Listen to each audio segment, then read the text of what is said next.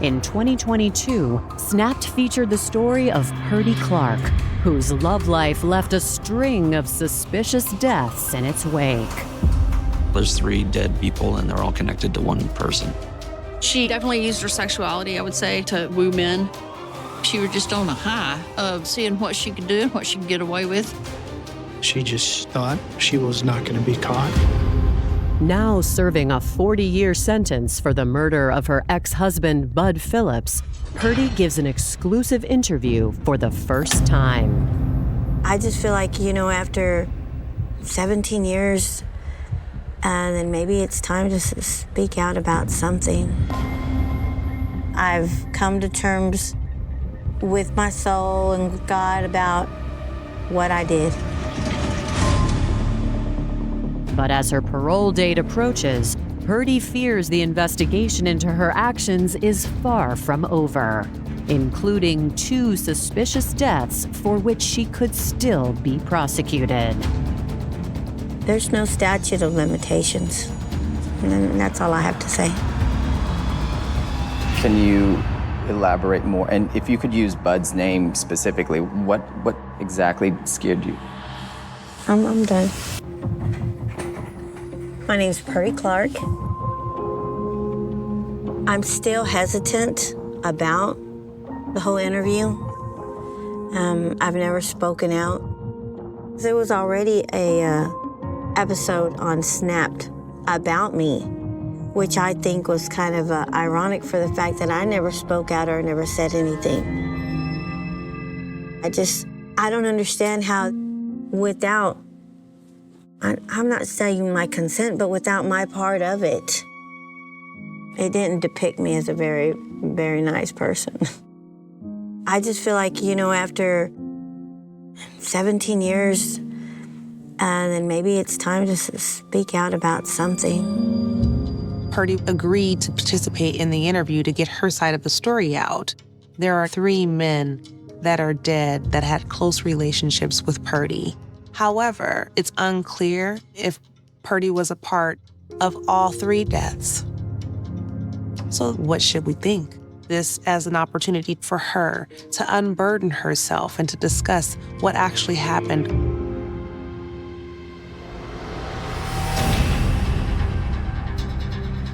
The crime Purdie is serving time for begins on February 16, 2009, when a call comes into the San Angelo, Texas 911 dispatch center. The initial call came in, a bystander or someone passing by had observed a male subject lying on the ground. 2 ladies had driven by. They saw that he was in distress. He was screaming, asking for help. From the 911 call, you can tell that he's in a great amount of pain. Not really articulate, but you can hear him writhing in pain.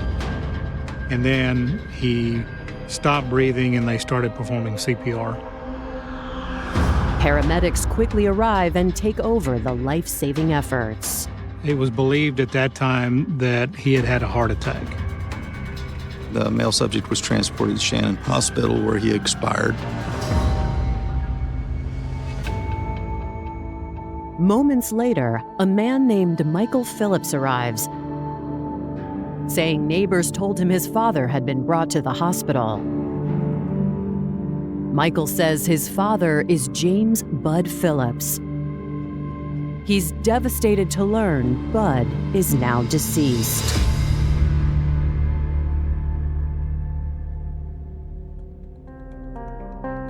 Born in 1948, James Bud Phillips was a native Texan. Bud grew up in San Angelo, Texas, and when he was young, he got involved with a pretty rough crowd for selling drugs. Eventually, Bud married, and they had a son. But when Bud was 43 years old, the fast part of his life caught up with him. He got arrested and was convicted for selling drugs. He was sentenced to 20 years in prison, but thanks to his appeal, he only served 14. In 2005, Bud was released at the age of 56. While his first marriage hadn't worked out, he was determined to stay on the straight and narrow for his son. Because he was in prison, Bud missed a big chunk of his son's life, and that really weighed heavy on him. So he was determined to make up for that. Bud was satisfied with his quiet life, but 2008 brought some unexpected and welcomed excitement. A new love interest named Purdie Clark. I grew up in a small town, Carlsbad. I wouldn't say a country life, but I would say a small town life. You know, the whole swimming in a creek, fishing. I had 4 sisters, including me. We have a pretty big family, but we stuck to our own. I helped teach them how to do whatever it took to be in school, whether it was getting them dressed, helping them get their hair together, just gossiping, you know, teen night, stuff like that. We were all really close, all girls, so a lot of people find this hard to believe, but I was really shy growing up. And I don't know what happened. At 18, I just blew up. It's like I got tired of being quiet and I started to speak on everything. It didn't matter what it was. Do you think that attracted people to you? It does in prison. Before Purdie went to prison, she and Bud fell in love in 2008. Despite the almost 30-year age difference, they were swept away by their romance. At the time, Purdie was working at a gentleman's club to make ends meet. Bud frequented a gentleman's club, which is where he met Purdie. It was a fast 3 months, and they're just that much in love to get married. They were living together and then they married. They had a seemingly good relationship. But less than a year later, Bud Phillips is suddenly gone. Doctors believe he died of a heart attack. It's a medical emergency, so there was nothing at that time that would have led us to believe that anything unusual happened. They were not going to do an autopsy at the time. However, Bud's son insists there must be another explanation. Michael relayed how he felt uneasy about the fact that his father had passed from a cardiac event. He believed that Bud Phillips was in very fit physical condition. Bud's son, Michael, almost immediately is asking for an autopsy, for them to do some blood work, to look into the cause of death more closely. There is an agreement that they will pull blood work. The blood work is going to tell you if there's any drug or anything that's not normal, so we were able to get an autopsy ordered. While that blood work is being evaluated, the next day, Michael calls police completely upset because Purdie is trying to take ownership of Bud's home. Bud had purchased this home well before he ever was in a relationship with Purdie, but because of Purdie's relationship with Bud, she felt that she was able to lay claim to this home, but she wasn't even on the deed. Purdie had not been staying there because Michael said that Bud had filed for divorce. That it caused Michael to be alarmed that possibly Purdie might have had something to do with his father's death. Coming up, a detective makes a disturbing connection between Bud's death and the mysterious deaths of Purdie's previous lovers. Next thing we know is one of the main suspects is dead. And Purdie Clark starts to feel the pressure. Let's just roll back here really quickly and talk a little bit about the relationships that you have. We're not talking about any of them. I'm not ready to talk about them.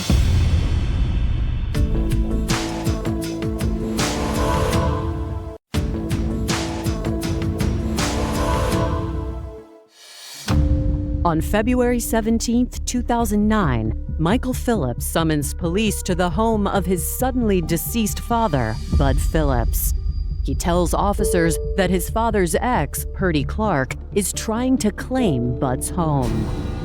Purdie believed she had right to enter that residence and take possession of property in the residence. She believed because they were in a relationship that she had as much right to possess it as he did. And Michael was not okay with her going into the residence, still without outstanding questions into Bud's death. Michael says that his father filed for divorce from Purdie in November, and she recently moved out. She wasn't specifically living there, and since she hadn't been there, then she didn't have a legal right to be in the house or take anything from the house. Authorities instruct Purdie to leave the property. As it turns out, the San Angelo Police Department has had earlier run-ins with Purdie Clark. As an investigator, I was aware of Purdie Clark. Previously, there had been an investigation. She was found to have committed burglaries and identity theft to gain money. There was also contact between our department and the Collin County Sheriff's Department, where it was learned that Purdie had been married to an individual named Kimberly Clark, and that Kim had been the victim of a homicide, and that the homicide was unsolved. Purdie had met Kim Clark in 1998 when she was 21 years old. The couple married and went on to have 3 children. I never did anything growing up more than fishing, fishing and hunting. It wasn't until early on in my marriage that I learned to do other things, because my husband Kim signed me up for continuing colleges, cake decorating. Mom made me swimming classes, taekwondo, English horseback riding, and it just was kind of cool learning some different stuff. She liked the same things that he likes. They were always going on vacations, spending times outside, doing anything to help the boys with school or with just experiencing life. Despite their seemingly happy marriage, on September 15, 2006, Kim suddenly disappeared. When police had questioned Purdie, she claimed the last time she saw Kim was the night before he went missing. Purdie said the evening ended with an argument and that she left to go meet friends at a bar. When she got home, Kim wasn't there, and she told investigators she didn't know what happened to him or where he'd gone. Just 5 days later, Kim was found dead. He was found on the side of the road, shot twice in the head. The first things that went through my mind are that it was a wrong place, wrong time thing. What else could it possibly be? I remember getting a heads up from the sheriff's department that they found a body. There was decomposition, so he'd been there for the majority of the time he was missing. As police were investigating, they learned that Purdie Clark and Kim had a very unique relationship, an open relationship, where Purdie had an open relationship with a man by the name of Robert Dwayne Murphy. So much so that she brought Dwayne Murphy into the house to live. Dwayne was actually in the home living with them. After Kim's homicide, police questioned Purdie and Dwayne, and they both denied any involvement. Police began looking at those who knew Kim well. So you start looking at wife, and in this case, Dwayne, her boyfriend. So the fact that Purdie would have a partner to sort of continue a relationship with, that was a potential motive there. The haze of suspicion around Purdie thickened when Dwayne Murphy turned up dead just 1 month after Kim died. On October 16th, 2006, he was found in a hotel room, apparently dead from an overdose. He had OD'd on a hot shot of heroin and cocaine, but yet there was no needle found, there was no spoon found. So somebody was there with him because somebody removed whatever happened afterwards. The news shocked those who were close to Dwayne. For him to be accused or associated with any kind of drugs was unheard of. Adding to the mystery, an apparent suicide note had shown up at the San Angelo Police Department just a few days later.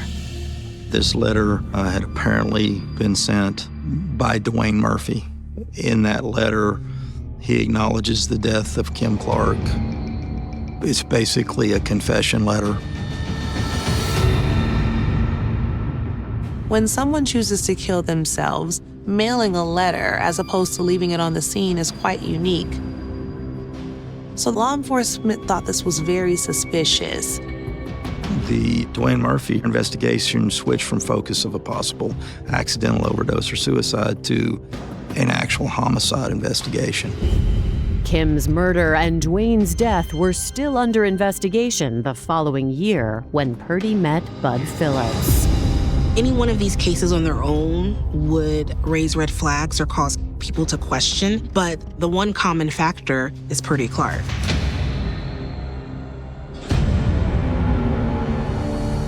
Let's just roll back here really quickly and talk a little bit about the relationships that you have. Because obviously there's Kim Clark, and then you had Dwayne, and of course, we had Bud. So I'm gonna talk about each individual one, if that's okay. We're not talking about any of them. I'm not ready to talk about them. Can you talk to me about why you don't want to talk about them? There's no statute of limitations. And that's all I have to say. Purdie refuses to talk about them, which is very interesting. It appears that Purdie doesn't want to implicate herself in their deaths.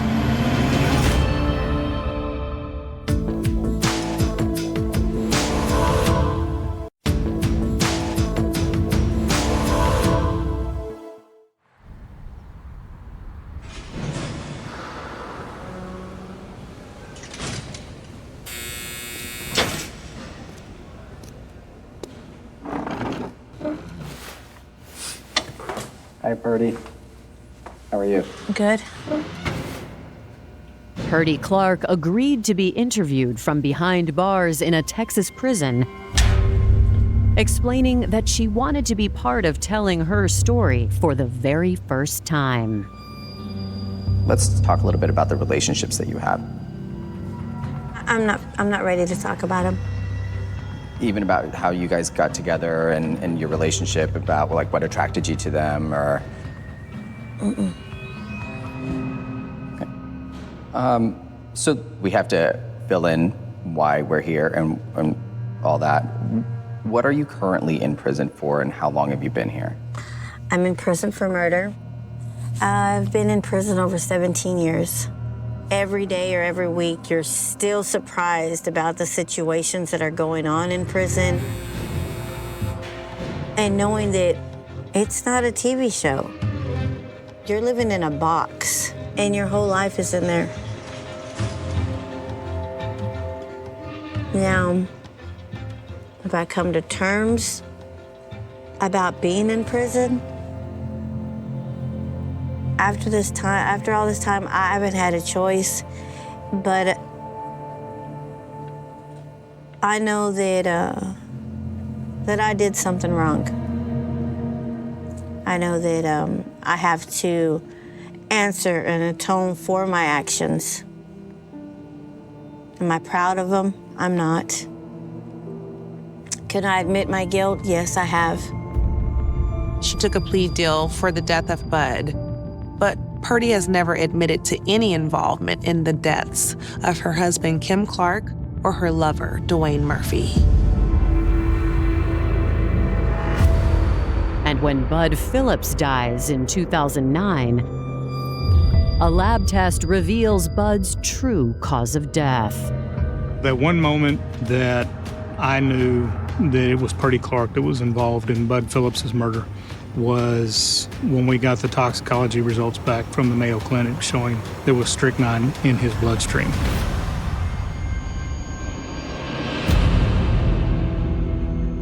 At the time, on West Texas ranches, strychnine had been commonplace. Strychnine is a poison. Around here, farmers and ranchers would use high concentrated strychnine for predators on their land that are killing their sheep and goats. And they would douse food and stuff to kill the predators. It's something that if you ingested it, several hours later, it would have its effect. It affects your muscular system. It is a bitter poison, so if it's ingested, you're going to need something to mask that bitterness. I knew it had to be in some type of food that was either very sweet or salty, and so that's why we focused our investigation on types of foods and or liquids that Bud may have ingested prior to his death. 2 days after Bud's death, investigators go back to his house to look for a possible source of the poison. There, they talk to Bud's son, Michael. Michael tells detectives that he and his wife had done some tidying up at his father's house. We asked him about anything, food containers that were found, half open, half eaten, and he led us to the knowledge that he had located a partially melted container of ice cream on one of the bedroom floors. He said, I believe we've bagged it and it's in the trash. At that point, we were kind of racing to the street because we had no idea when the trash company was coming to remove the trash. Luckily for us, they had not, and we located a melted container of ice cream, chocolate ice cream, which we seized, photographed, documented, and we had that sent to a forensics lab. The Tarrant County Medical Examiner's Office, they removed the contents, and the contents were found to contain strychnine. That was huge for us. Investigators are convinced that someone added the poison to Bud's ice cream. If that someone was Purdie Clark, they need to prove she was present in Bud's home before his death. We were able to locate a neighbor who lived across the street. They saw a relative of Purdie's pull up and honk the horn and pick Purdie up at the house the day of the 911 call between 8 and 8:30. And then it was right after that Bud Phillips was found. We could place her at the scene of the crime within 20 to 30 minutes of the death. That was too much of a coincidence for us. Investigators theorize that under the guise of bringing Bud a treat, Purdie delivered his death sentence. They knew from Bud's son that Purdie and Bud had broken up, but they'd still see each other on and off, so it wasn't completely abnormal for Purdie to show up from time to time.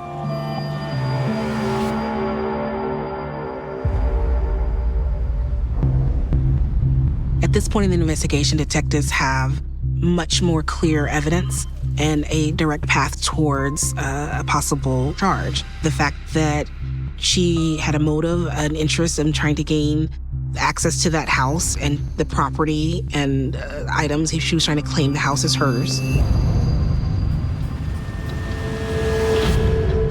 We would still have to prove that she had some kind of connection to the container that the strychnine was in, the ice cream container, but we felt pretty confident.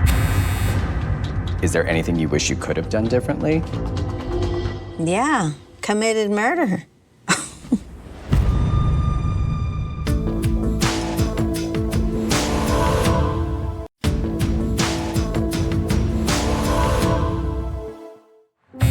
17 years into her prison sentence, Purdie Clark has acknowledged guilt in the 2009 murder of her ex-husband, Bud Phillips. Anybody that says that they wish they can just change it in the blink of an eye, it's not that simple. You can think of it 20,000 different scenarios to a situation. But at the end of it, just thinking of it and wishing you would have done something different, all you're doing is tormenting yourself. You know, because once you ask for forgiveness or once you say, okay, and I excuse my language. All you can do is clean up your mess. Texas authorities believe Purdie poisoned Bud with strychnine, but have trouble tracking her down for questioning. Her family didn't help out a lot, neither did any of her friends. They didn't know where she was at.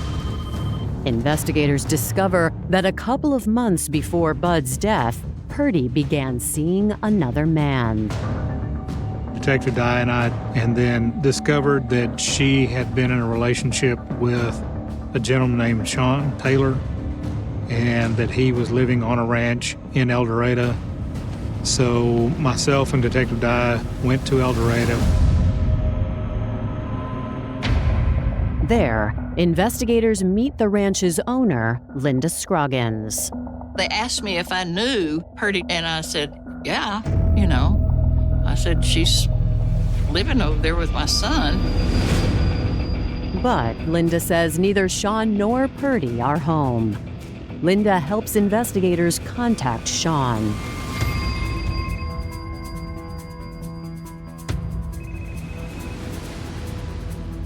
I was headed home one day from work, and that's when one of the detectives up here in San Angelo called me. And one of the detectives was asking me this and that about her, and if I had any strychnine poison on the ranch, and I said, yes, sir. By the time I got to the house, there was 2 Texas Rangers there already, and they wanted that poison, so I took them down to my shop, showed it to them. It was on a shelf in the barn above the workbench. It was just a brown glass bottle, it said strychnine on it. There was about half of the contents left in that bottle. It looked like it had been moved. It did not appear that it was just covered in dust. Investigators collect the bottle and continue their interview with Sean. You're pilfering around in there whenever I was working. She didn't know exactly where I kept it. I never showed it to her, I don't believe. Don't believe? I don't know.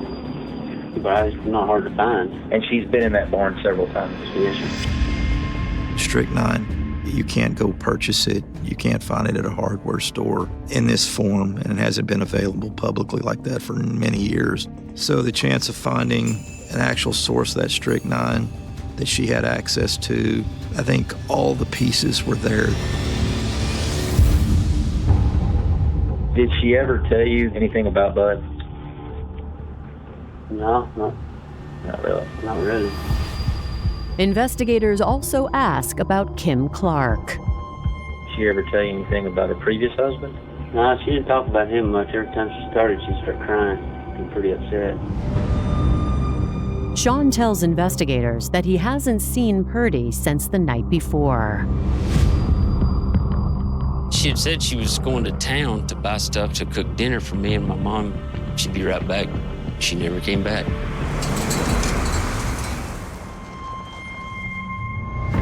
Investigators don't believe that Sean was involved in any of Purdie's crimes. In fact, they think it's more likely that Purdie's promise of a home-cooked meal could have been his last. I thank God they showed up, because I really think that she was after us to kill us. Maybe to keep me quiet because she got the strychnine off of me. There's no telling what was going through her head.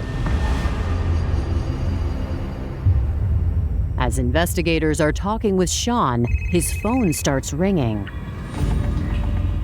Purdie is on the line. She asked me what was going on, and I said, well, the cops are here looking for you. And she got all mad at me. The cops asked me if that was her, and I said, yeah, that was her I was talking to. And they said, where is she? And I said, I don't know, but I'm guessing she's in Dallas. She was going back and forth to Dallas, buying drugs to sell them. She'd go to a chop shop up there in Dallas and pick all that stuff up, and then bring it down here to San Angelo. As it turns out, the shop is already under surveillance by the FBI. We had learned that there was a federal investigation into that chop shop and selling drugs. San Angelo police draw up an arrest warrant for Bud Phillips' murder and alert the FBI agents. On March 23rd, 1 month and 5 days after Bud's death, the agents spot Purdie Clark.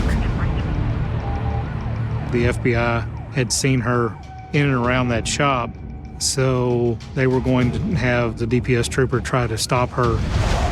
She fled in a vehicle from the trooper. They had a short pursuit. She crashed the vehicle. She ran on foot, but they were able to capture her. And did you ever think that you would end up in prison? I think I'm still in denial about being in prison.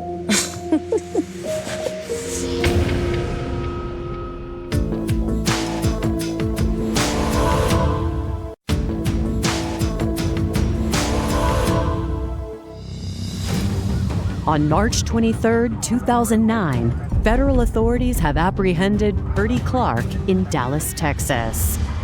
Inside the vehicle that she was driving, there was a shotgun and several different forms of identification for other people, and I believe some cell phones. On the way back from McKinney, Purdie Clark would sing in the back seat, she would talk, and then she would sleep. It was not a normal reaction that I would expect for somebody who has been on the run, knows that we're looking for, and has just been arrested for murder and is coming back to face a murder charge.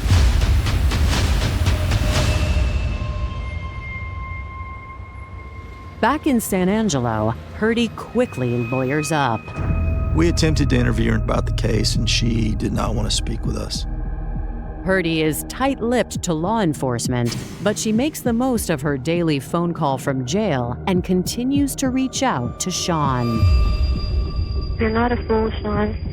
I swear to God, you're not a fool. And I swear to God, I only love you.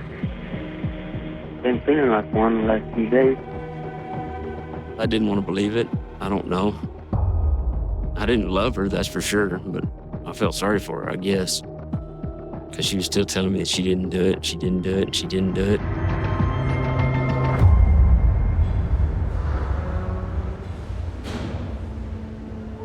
I think Purdie believed in jail that she could still get to Sean, that he was a loose end, and she could still manipulate him from jail. Whether it be some finances for an attorney, whether it be money for the bond, I don't know what avenue she thought she might be able to pursue, but it doesn't surprise me at all that she would, up until the last-ditch effort, try to contact Sean or anyone else that she had some influence over. In another call, Purdie asks Sean to help police look for computer evidence that she claims shows Bud wanted to kill himself. Hey, tell that investigator, see if anybody got a hold of the computer that was at Bud's house. Okay. Because that was a crucial thing, because that computer is the computer he used to always email me, right? Like, remember that time when he said, I just got to do it, I can't do it, can't live anymore and all that crap? Yeah. Okay, he sent me like hundreds of those. He would do it through the computer. We got the external hard drive itself, but there wasn't anything on there. She kept saying there was information about this case on that hard drive, and there wasn't. On yet another call, Purdie makes the outlandish claim that Bud's son might have been behind the murder and planted the ice cream evidence. In my mind, he did it himself. If not, his own son did it. I mean, goddamn, his own son said, oh, have you looked in here? Oh, have you looked at this? I mean, it was his son that picked up some kind of container or whatever. He says, look, it might be in here. That whole house was worse than a goddamn junkyard. What are the odds that he picks up the one thing that he says that had the similar stuff in it? Prosecutors don't buy into any of Purdie's claims and believe that her motive was greed. Purdie Clark's motive has always been Purdie Clark. Anything to benefit her, whether it's selling drugs, whether it's stealing something, it's always for her if it benefits her. I believe Purdie Clark was very narcissistic. She was a manipulator, and everything that she did was about her.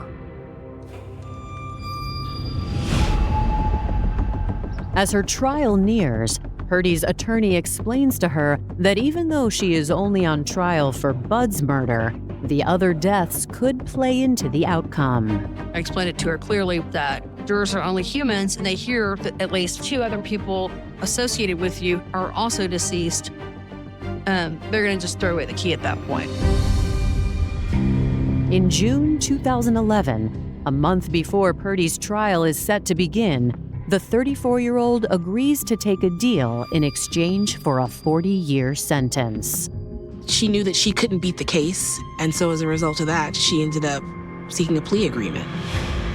I never tried to take anything to court. I took the first thing they offered.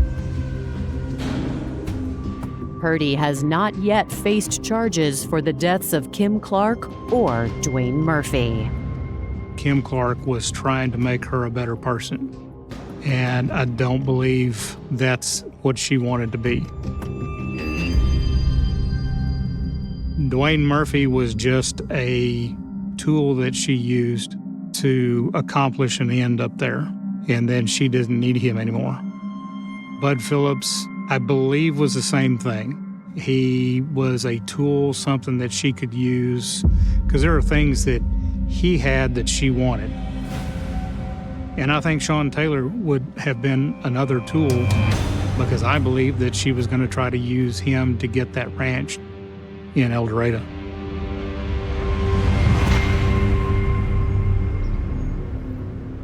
We really want to know your story from your viewpoint. We want to know who you are from your viewpoint, what your life was like, so you are the voice for yourself instead of other people talking for you, okay? Can you talk about some of your happiest memories throughout your time, specifically with Bud? He was crazy. Bud was crazy? Yes. Can you talk to us about that? He was scary. He was very scary. Yeah. Can you elaborate more? What exactly scared you? I'm done. Okay. What you want people to know about your side of the story? When it comes to Bud, that's still scary. I'm not ready.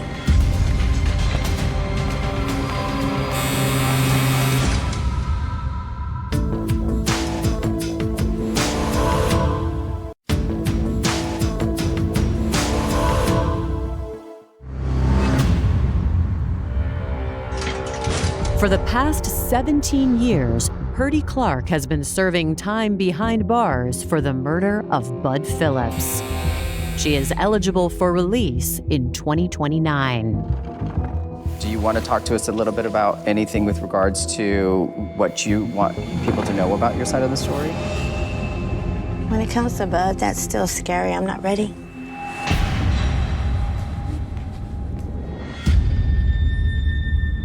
Purdie talks about wanting a voice in sharing her side of the story. But less than 20 minutes into the interview, Purdie refused to continue and shut down.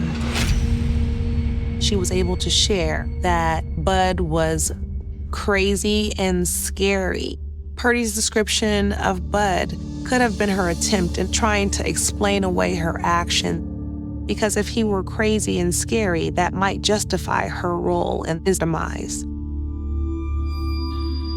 Blame shifting is a common tactic of people that are manipulating a situation and they have difficulty accepting accountability or taking responsibility.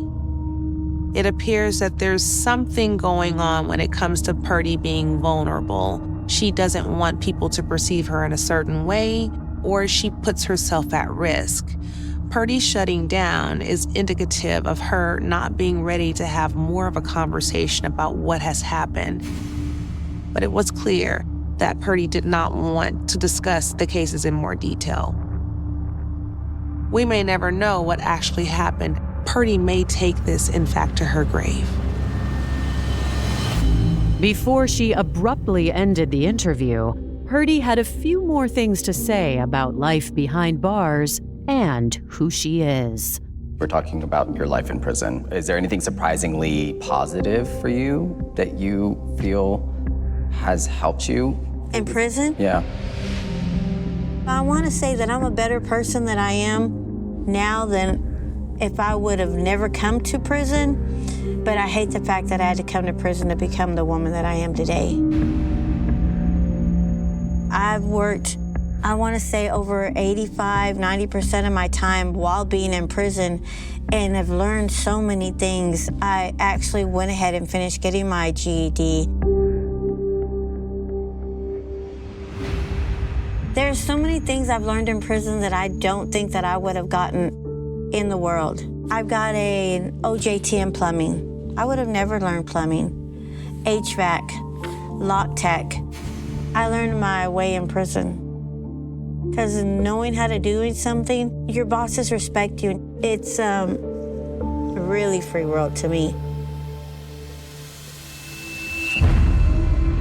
I do know that for 20 years, this community has been safer by her not being in it.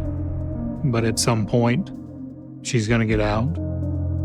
She knows how to plumb. She knows how to work on HVAC. Those two occupations would be great to get you into somebody's house in working on their air conditioner or their plumbing to scope out and see if there's anything that you want to steal.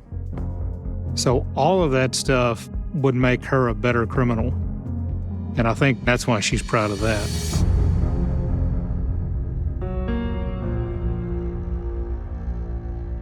I'm here and I'm doing my time. And I've come to terms with my soul and with God about what I did. And now I just got to answer for it to my family and my friends every day.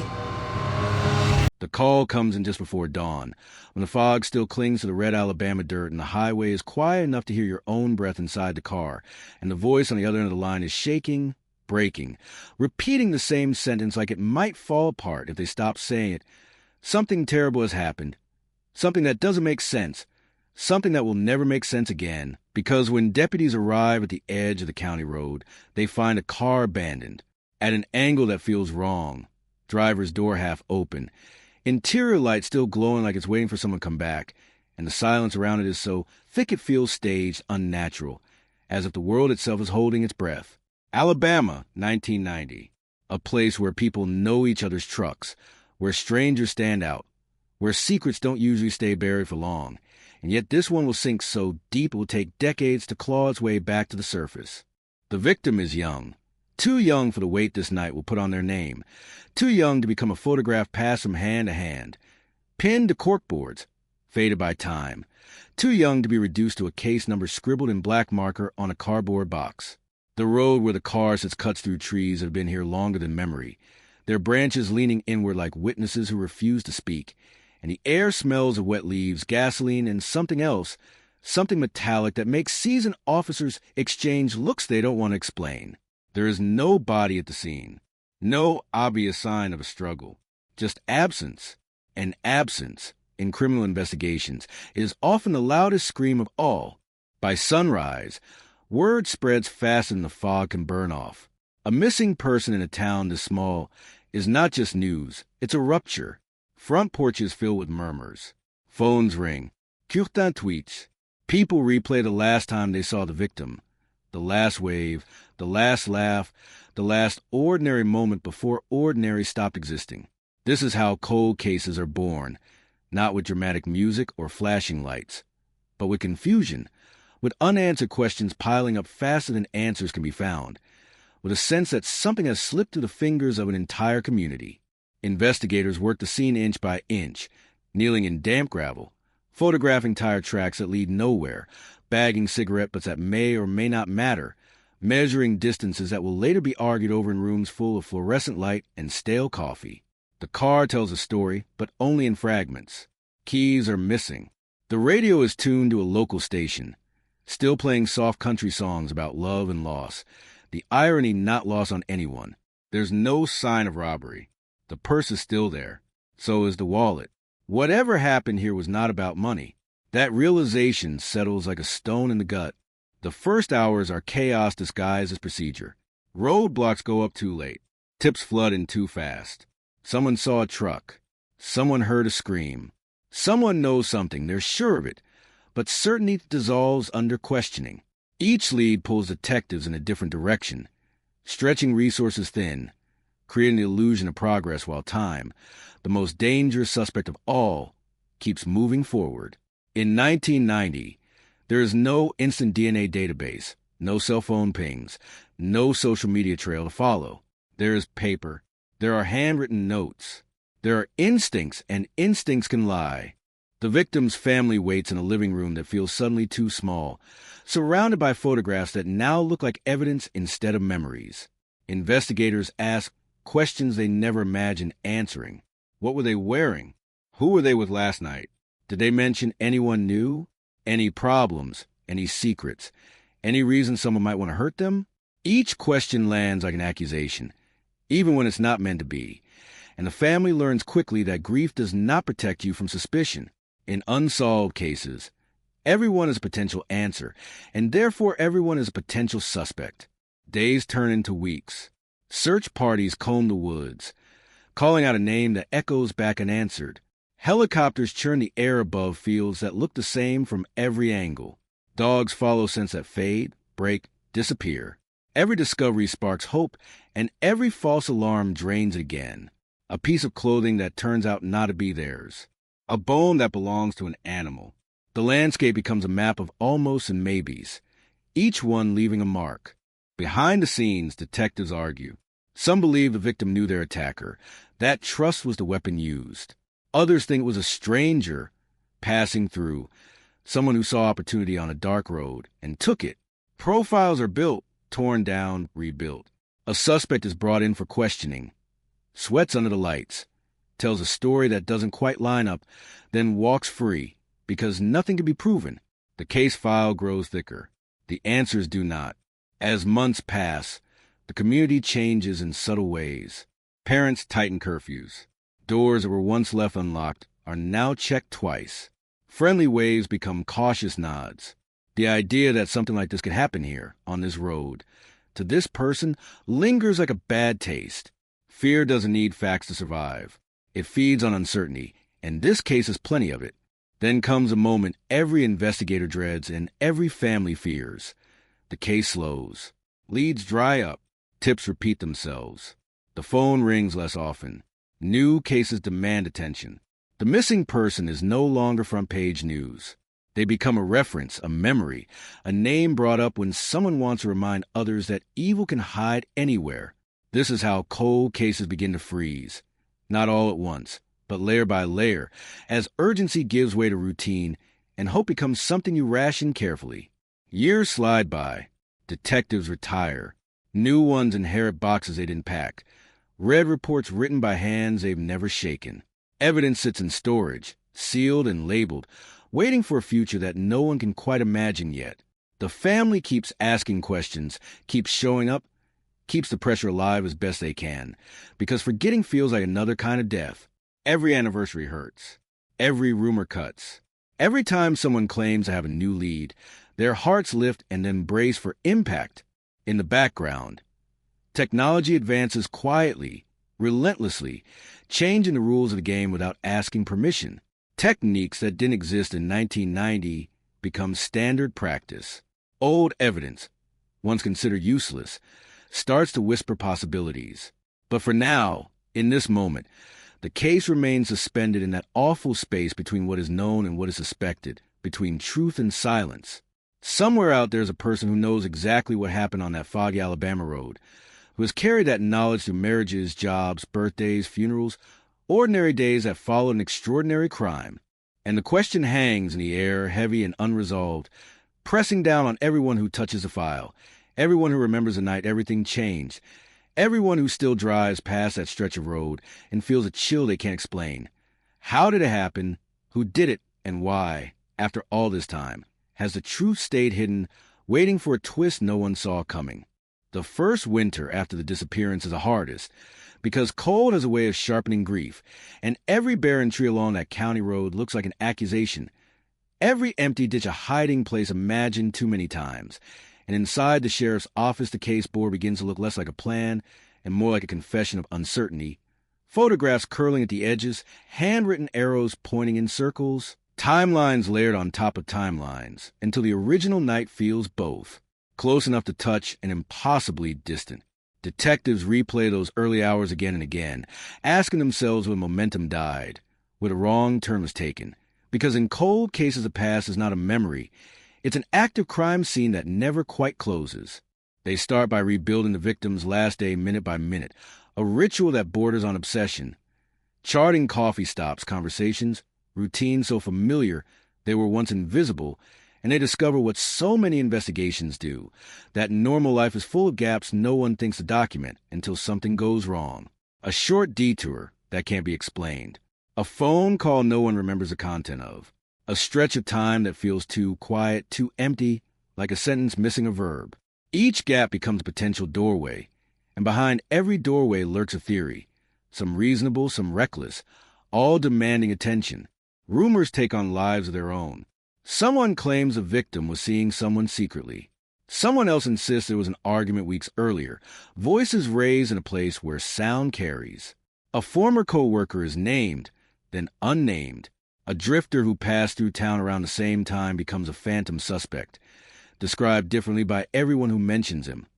Tall then short, dark hair then light, his existence shrinking and expanding with each retelling until investigators aren't sure if they're chasing a person or a story people tell themselves to feel safer. In small communities, rumor fills the space left by facts, and once it spreads, it's almost impossible to contain. The investigation shifts focus to people closest to the victim, because statistics demand it, because proximity breeds opportunity, because trust can be exploited faster than force. Interviews grow longer, more intense. Familiar faces sit across metal tables, answering the same questions again, their patience wearing thin, their words scrutinized for inconsistencies that might not mean anything but could mean everything. Some cooperate willingly, others bristle. A few lawyer up, which in the court of public opinion feels like an admission even when it isn't. Relationships strain, friendships fracture. The case doesn't just investigate a crime, it investigates a community. Evidence is sent off for testing using the best methods available at the time, and the results come back maddeningly inconclusive. Fibers that match thousands of others. Prints too smudged to identify. Traces that suggest contact, but not context. In 1990, science can only go so far, and beyond that line is a fog thicker than the one that hung over the road that night. Investigators sense there's something important in the evidence room, something waiting to be understood, but they don't yet have the language to ask it the right questions. As months turn into years, the case takes on a strange dual existence. Officially, it's open, active, unsolved. Unofficially, it's frozen in a specific moment, replayed endlessly in the minds of those who lived through it. New detectives read old reports and feel the weight of decisions made before they arrived. Why was this lead dismissed? Why wasn't that witness pushed harder? Hindsight is cruel, offering clarity without accountability. And every new set of eyes brings fresh doubt to old conclusions. The family refuses to let the case fade quietly.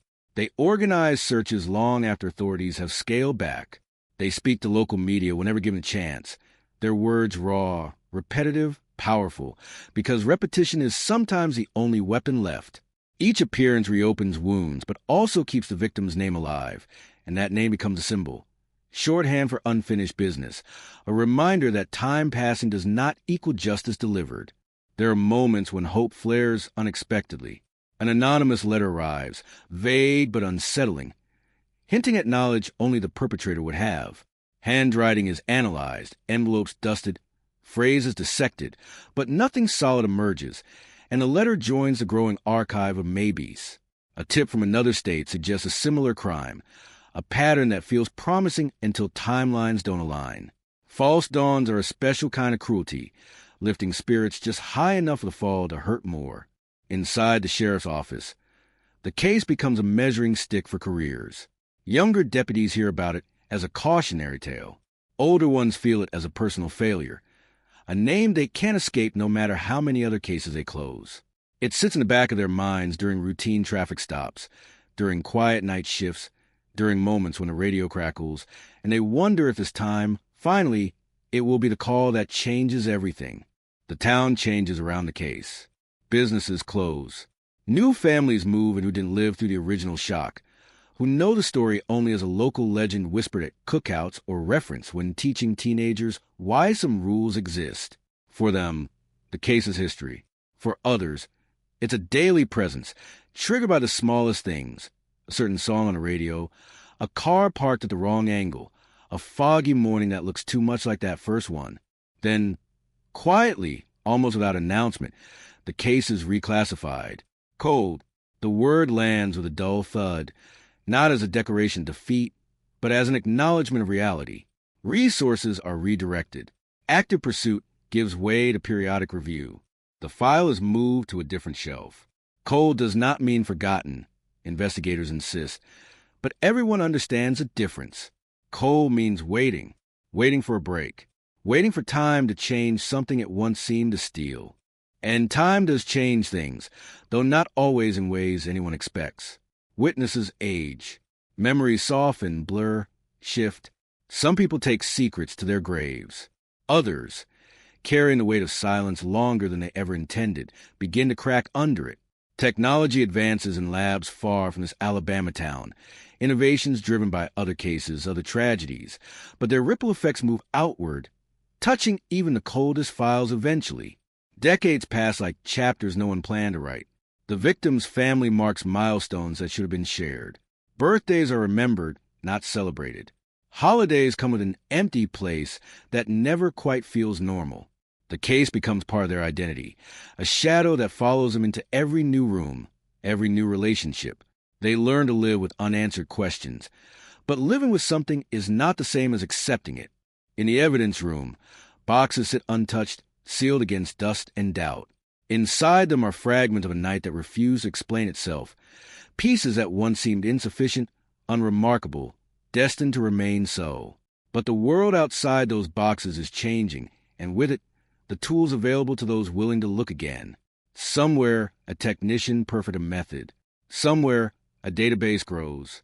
Somewhere, a connection waits to be made. No one can say exactly when the case begins to thaw, only that it does slowly, imperceptibly at first, like ice cracking beneath the surface of a frozen lake. A review is ordered. Old evidence is pulled, not with the urgency of the early days, but with something else, something quieter and more dangerous. The possibility that the answer's been there all along, hidden in plain sight, waiting for the right moment to reveal a truth that will shock everyone who thought they understood what happened back in 1990. On a road where silence once told the whole story. The thaw begins without ceremony. No press conference, no flashing lights. Just a memo passed across a desk. A decision made quietly by people who have learned that real breakthroughs rarely announce themselves. A new generation of investigators opens the boxes with a different kind of patience.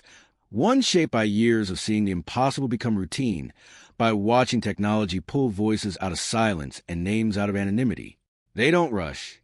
They catalog, they digitize, they listen to old tapes with headphones instead of speakers, catching breaths between words that once sounded like nothing at all. The first thing they notice is how tired the old reports feel, how heavy with certainty they are despite so little being known. Assumptions baked into language, conclusions framed as facts. It's not negligence, just the limits of the era, but limits of consequences, and those consequences can last decades. So they start over without saying they're starting over, reading everything as if it were new, asking questions no one thought to ask before, because they didn't know they were allowed to. They revisit witnesses who never expected to hear from law enforcement again. Doors open slowly. Some people are relieved, others suspicious, a few openly hostile. Time has given them distance, and distance has given them courage. Stories are retold with subtle differences, not because anyone is lying, but because memory is a living thing, reshaped by years of retelling, by guilt, by fear, by the simple need to survive. A pause where there used to be confidence. A detail added, another quietly removed.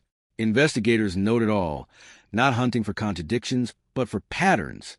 One witness in particular stands out, not for what they say, but for what they avoid saying. Their answers are polished, rehearsed. too smooth for a conversation about something that happened so long ago. When pressed gently, they deflect.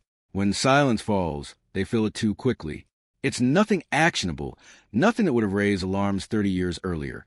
But now it glows faintly, like embers under ash. Investigators don't confront it head-on. They let it sit, trusting that pressure applied slowly is often the most effective kind.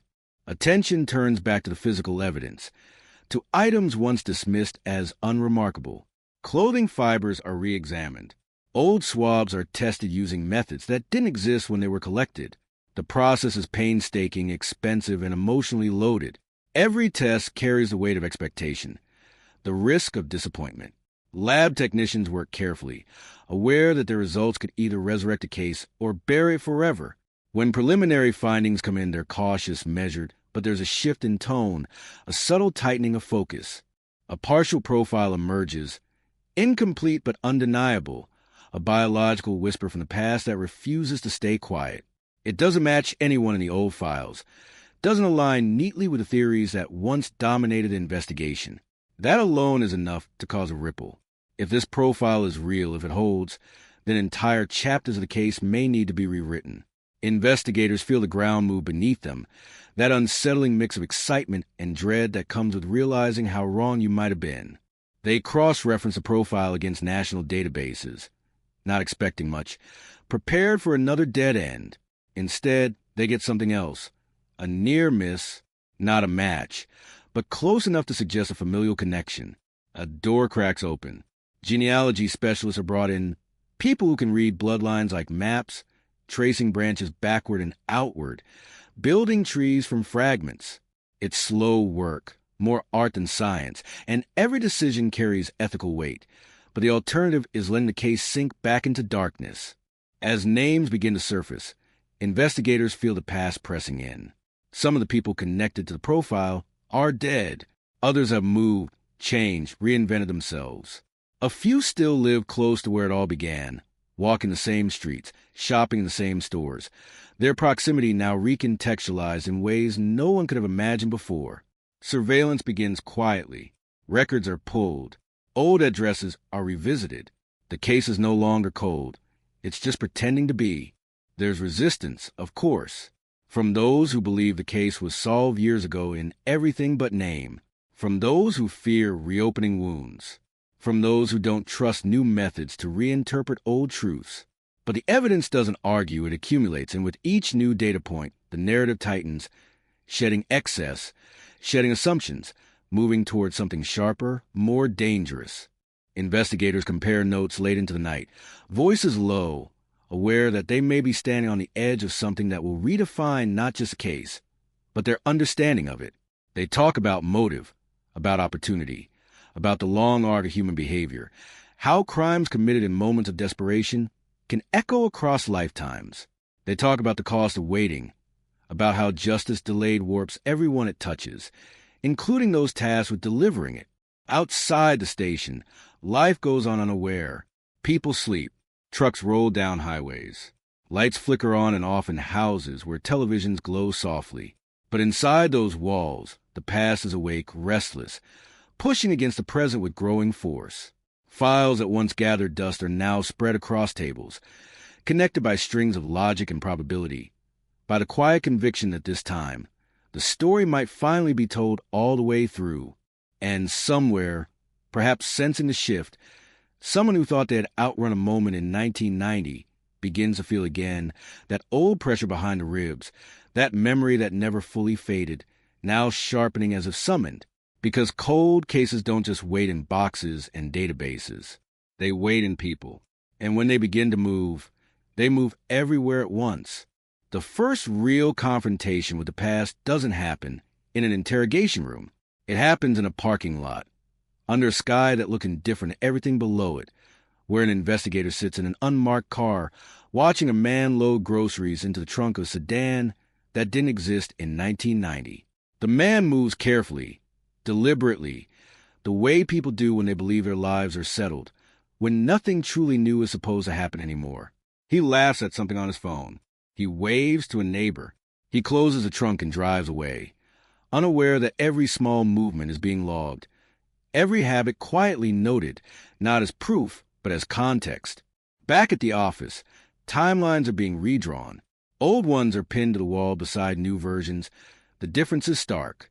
Where the original investigation assumed a narrow window, the revised timeline stretches wider, accommodating new possibilities, new interpretations of old evidence. Phone records once considered irrelevant are re-examined. Credit card receipts, handwritten and faded, are scanned and enlarged, revealing timestamps that now feel louder than they ever did before. A gap that once seemed insignificant suddenly yawns open, a silence that demands explanation. Investigators return to the crime scene, not physically, but mentally, reconstructing it frame by frame. They imagine the weather that night, the sounds that would have carried, the route someone might have taken to arrive unseen and leave without drawing attention. They question everything that was taken for granted. Why this location? Why this time? Why this method? Each question peels away another layer of certainty, replacing it with something more fragile but more honest. The community's memory of the case is fractured, preserved in rumor and half-remember headlines. Some recall fear, the way doors were locked tighter for months afterward. Others remember skepticism, whispers that the truth was simpler than authorities claimed. As news begins to leak that the case is active again, those old emotions resurface. Conversations stop mid-sentence when strangers enter the room. Names long avoided are spoken again, cautiously, as if testing their weight. For some, the reopening feels like hope. For others, it feels like a threat. Inside the investigation, tension builds quietly. The partial DNA profile has led them closer than anyone has been in decades, but it's not enough on its own. It needs corroboration. It needs motive, opportunity, something tangible that can survive scrutiny. Investigators dig into employment records, old friendships, estranged relationships. They find a pattern of proximity that had once been dismissed as coincidence. They find a history of volatile behavior that never quite crossed the threshold of criminality, at least not in a way that left a paper trail. Interviews become more pointed. Questions are asked differently now, framed not around what people remember, but around what they avoided remembering. A former acquaintance hesitates when asked about a particular night, their eyes darting away before settling on the floor. Another insists they were somewhere else, their certainty undermined by a detail they didn't realize contradicted known facts. Each inconsistency is logged, not as an accusation, but as a thread worth pulling. The suspect, if that word can even be used yet, is invited in for a conversation. It's framed as routine, a chance to clear up old questions. The room is neutral, the tone polite. For a while, everything goes as expected. He speaks calmly, confidently, repeating the version of events he's told for years. But then a photograph is placed on the table, not dramatic, not graphic, just familiar enough to unsettle. There's a pause, barely perceptible, but it's there. His jaw tightens. His breathing shifts. Investigators don't press immediately. They let the silence stretch, knowing that discomfort often does more work than confrontation. When he speaks again, there's an edge to his voice, a defensiveness that wasn't there before. He asks why they're bringing this up now, why it matters after so long. The answer is simple, delivered without emotion, because time doesn't change facts, and facts have a way of resurfacing.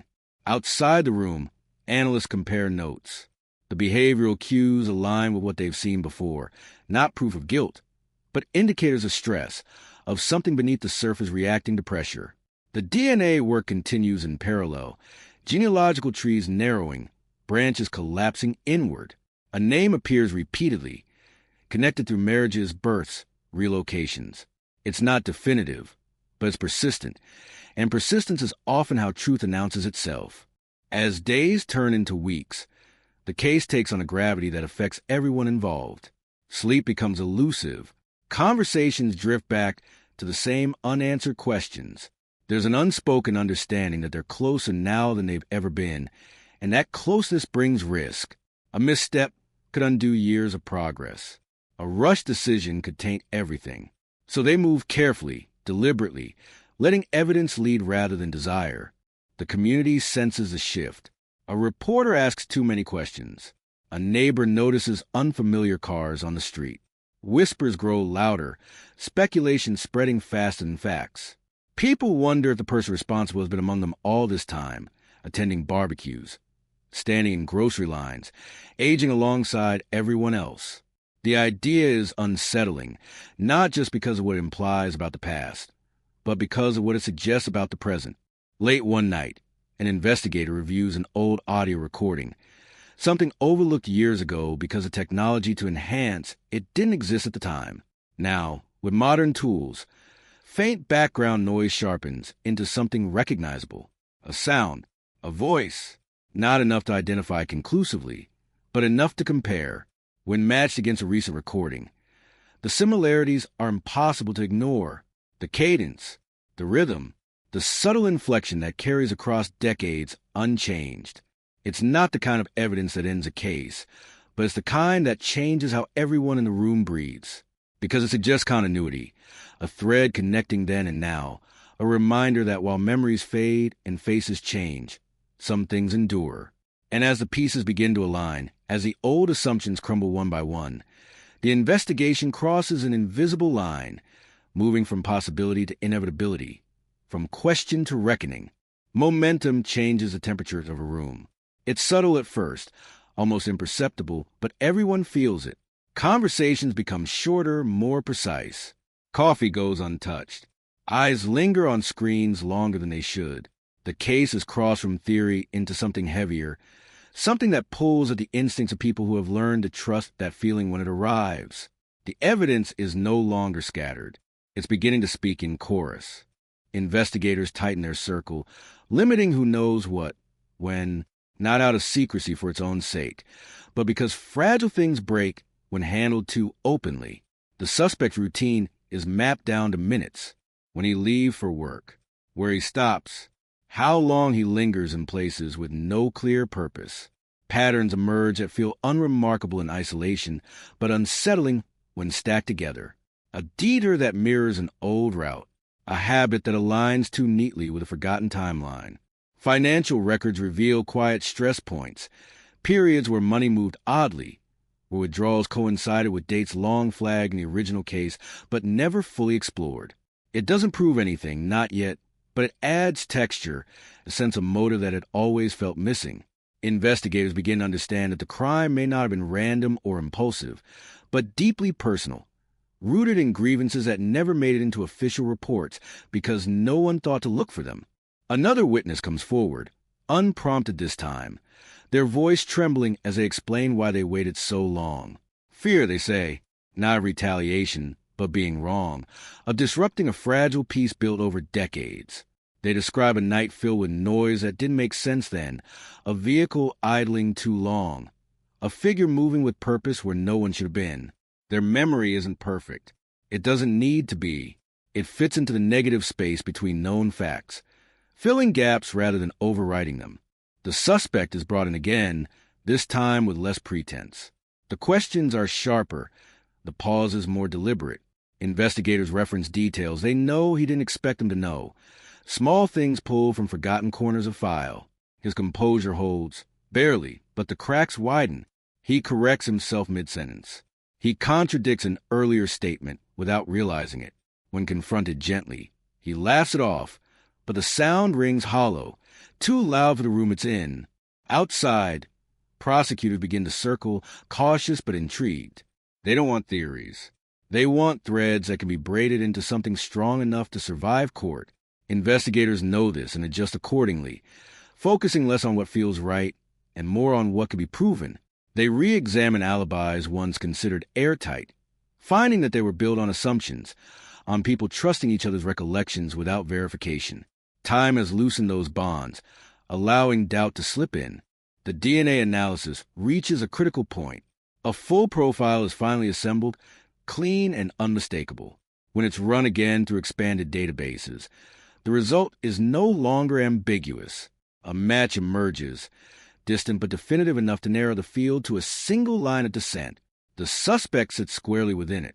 The room goes quiet when the confirmation arrives, not because of shock, but because of recognition. This is what they've been working toward, the moment where possibility hardens into reality. Surveillance intensifie. Warrants are drafted, revised, tightened. Every word is scrutinized, every claim backed by documentation. Investigators know that one weak link could unravel everything, that defense attorneys will pull at every seam. They move carefully, methodically, building a case that doesn't rely on drama or coincidence, but on accumulation, fact by fact, detail by detail. The suspect senses it now. His behavior shifts in small but telling ways. He becomes more guarded, less predictable. He checks his mirrors more often. He asks questions of people who can't give him answers. The weight of the past presses harder, and it shows. For the first time, investigators see something like fear flicker across his face, gone almost as soon as it appears, but unmistakable. Community tension spikes as rumors leak despite best efforts. People speculate openly now, comparing notes, revisiting old suspicions with fresh eyes. Some feel vindicated. Others feel betrayed, realizing they may have misjudged someone they trusted for years. The case becomes personal again, not an abstract tragedy from another time, but a living wound reopened in real time. Late one evening, an investigator sits alone reviewing footage from a search warrant execution rehearsal, visualizing every step, every possible complication.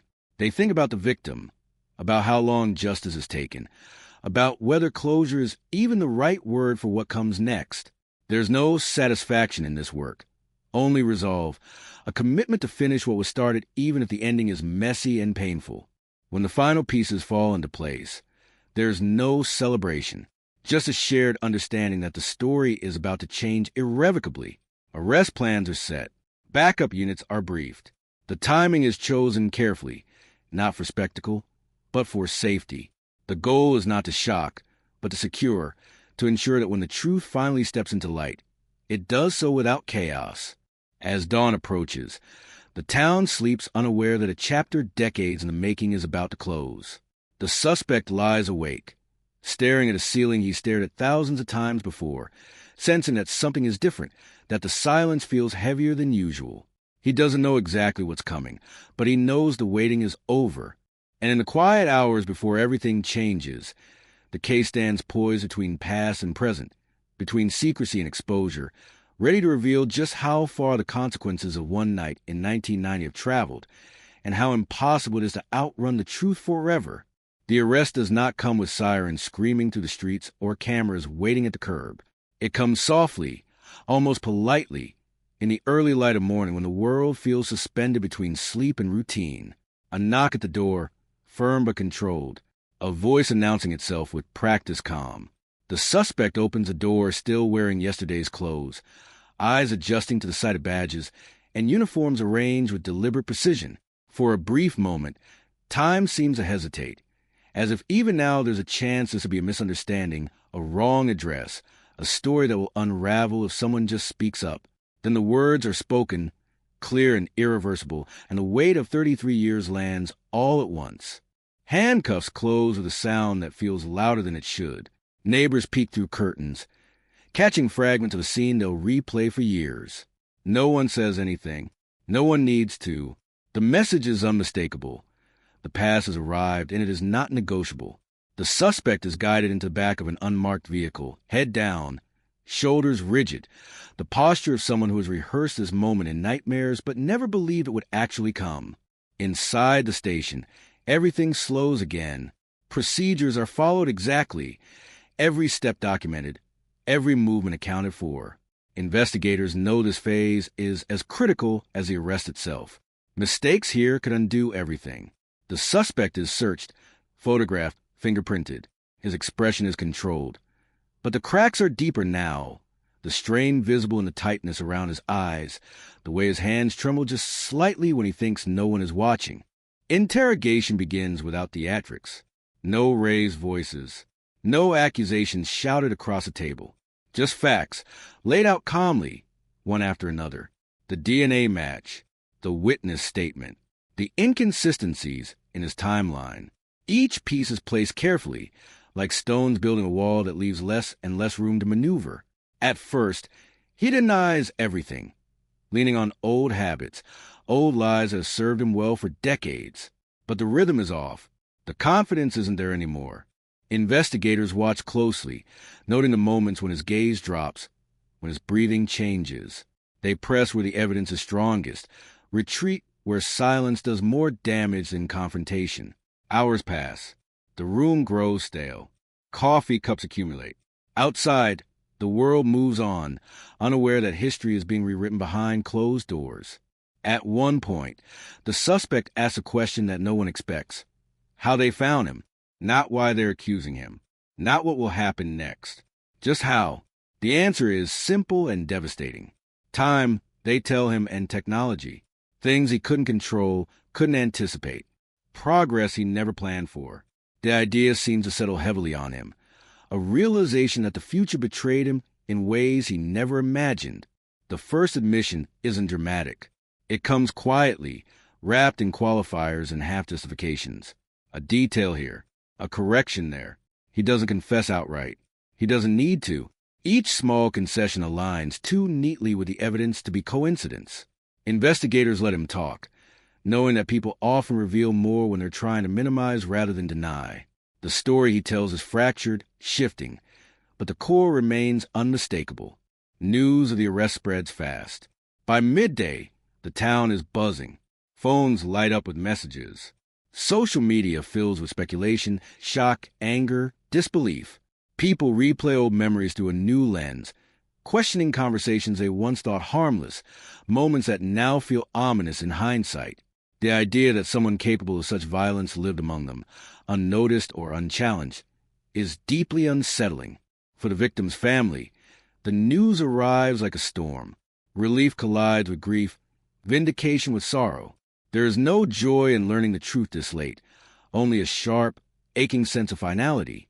They've lived decades without answers, decades of birthdays and holidays marked by absence. Now the silence has been broken, but it doesn't restore what was lost. It only confirms what was taken. Back at the station, the interrogation ends not with a slam of the door, but with exhaustion. The suspect is led away to a holding cell, the reality of a situation finally sinking in. Investigators sit in the empty room afterward, staring at the table, replaying every word, every pause. They know this is not the end, only a turning point. Courtrooms lie ahead. Scrutiny, challenges, the long, grinding process of accountability. As evening falls, a press conference is held. Statements are measured, cautious. Officials emphasize patience, respect for due process, the ongoing nature of the legal proceedings. But beneath the careful language, the message is clear. A cold case has been cracked, not by chance, but by persistence, by refusing to let time erase responsibility. That night, the town feels different, quieter, heavier. People lock their doors and sit with their thoughts, realizing that the story they thought they knew was incomplete, that justice can arrive late, but still arrive with force. And somewhere in a cell, a man who believed he had outrun his past finally understands that some truths don't fade, they wait.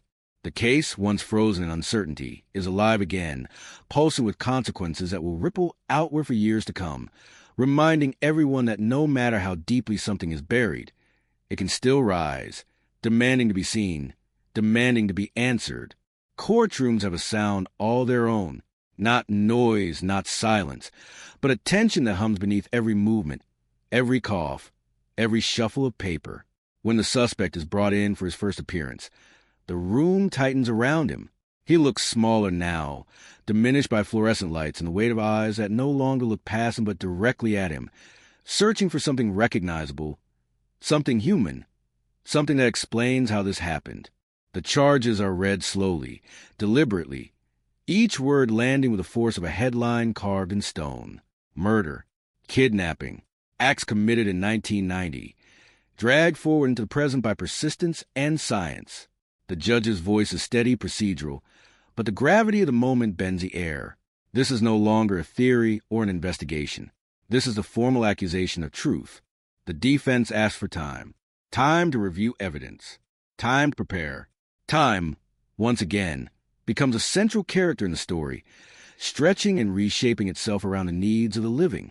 The prosecution does not object. They know rushing now would be reckless. The case has waited decades. It can wait weeks more to ensure it stands unshakable. Outside the courthouse, cameras gather.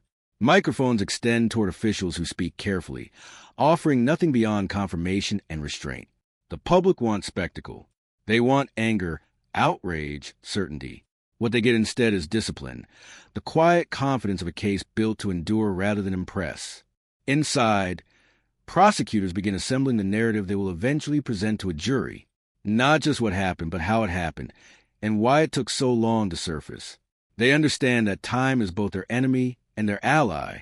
Decades can dull memories, but they can also sharpen patterns, revealing consistencies that only become visible when viewed from a distance. They revisit the crime scene photos, the autopsy reports, the early witness statements that once seemed contradictory but now align when framed correctly. The victim's final hours are reconstructed with painstaking care. Where she went, who saw her, what she said. Each detail is treated with reverence, not because it is sensational, but because it is irreplaceable. The defense, meanwhile, focuses on doubt. They question the reliability of memory, the integrity of evidence preserved for so long, the motivations of witnesses who waited decades to speak. They frame technology as fallible, as something that evolves too quickly to be trusted retroactively. It's a strategy built not on innocence, but on erosion, on the idea that enough uncertainty can weaken even the strongest case. The suspect watches all of this unfold from behind the table, his expression guarded, his posture rigid. He avoids looking at the victim's family, who sit together a few rows back, their presence quiet but undeniable. Every time their eyes drift toward him, he looks down, as if the floor offers more mercy than their gaze. In the community, the arrest has triggered a wave of reflection. People revisit old news clippings, replay conversations, analyze moments they once dismissed. Some feel guilt for not pushing harder, for not asking the questions that now seem obvious. Others feel anger directed inward or outward at a system that allowed someone to walk free for so long. Local schools, churches, and town halls become spaces for conversation, for processing a shared trauma that never fully healed because it was never fully understood. Counselors are brought in. Support groups form. The case is no longer just a legal matter. It's a communal reckoning. Investigators are called to testify in pretrial hearings, explaining the science behind the DNA match, the chain of custody, the methods used to eliminate contamination. They speak plainly, methodically, knowing that clarity is their strongest weapon. There is no embellishment. The facts are enough. One by one, witnesses take the stand to establish context. The unexpected witness who came forward late is scrutinized heavily, their credibility tested under sharp questioning. They falter at times, memory buckling under pressure, but they do not break. Their account remains consistent where it matters most, anchored by details that align with physical evidence. As hearings stretch on, the emotional toll becomes visible. The victim's family grows weary but resolute. They attend every session, even when the language becomes technical, even when delays test their patience. They have waited too long to step away now. The suspect defense files motions to suppress evidence, to exclude testimony, to challenge the admissibility of the DNA results. Some are granted minor adjustments. Most are denied. The judge's rulings reflect a careful balance, ensuring fairness without indulging obstruction. Behind the scenes, plea discussions are quietly explored. The prosecution considers whether a confession might spare the family a trial, whether certainty might come without spectacle.